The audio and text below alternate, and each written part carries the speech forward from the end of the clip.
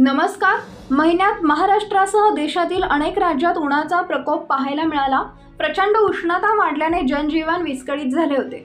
उन्हाच्या चटक्यापासून दिलासा मिळाला यासाठी मान्सूनची सर्वजण आतुरतेने वाट पाहत होते। अखेर यंदा वेळेपूर्वीच मान्सून केरळात धडकला असून आता महाराष्ट्रातही मान्सून लवकरच दाखल होईल असा अंदाज हवामान खात्याने वर्तवलाय। दरम्यान मान्सून केरळमध्ये धडकताच वातावरणातील मोठा बदल झालाय। गुरुवारी मान्सून केरळात दाखल झाल्यानंतर राज्यातील वातावरणात मोठा बदल झाला। अनेक भागात ढगाळ वातावरण निर्माण झालंय। तापमानात काहीशी घट झाल्याने नागरिकांना उकाड्यापासून दिलासा मिळालाय। जून महिन्याच्या पहिल्याच आठवड्यात राज्यात मान्सून पूर्व पावसाची शक्यता आहे। येत्या 24 तासात महाराष्ट्रातील काही जिल्ह्यांमध्ये हलका ते मध्यम स्वरूपाचा पाऊस होईल असं हवामान खात्याने सांगितलंय। शेतकऱ्यांनी पेरणीपूर्वीची कामे आटपून घ्यावी असा सल्लाही देण्यात आलाय। भारतीय हवामान खात्याने आज शुक्रवार आणि उद्या शनिवार मुंबईसह उपनगरात हलक्या पावसाची शक्यता वर्तवली आहे।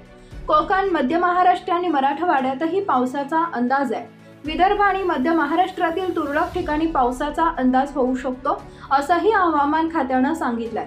दरम्यान जळगाव जिल्ह्यातही 2 जून नंतर मान्सून पूर्व पावसाचा अंदाज वर्तवलाय। यामुळे जळगावकरांना उकाड्यापासून दिलासा मिळेल। महाराष्ट्रात मान्सून कधी दाखल होणार? मोसमी वारे दरवर्षी केरळात 1 जून ते 3 जून या कालावधीत दाखल होत असतात। त्यानंतर 10 ते 12 दिवसानंतर मुंबईसह संपूर्ण राज्याला मोसमी वारे व्यापतात। यंदा 30 मे रोजीच मान्सून केरळात दाखल झाला। त्यामुळे राज्यात 5 किंवा 6 जून पर्यंत मान्सून दाखल होईल असा अंदाज वर्तवण्यात आला आहे।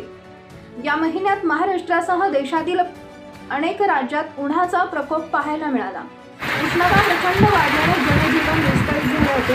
उन्हाच्या चटक्यापासून दिलासा मिळावा यासाठी मान्सूनचे सर्वजण आतुरतेने वाट पाहत होते।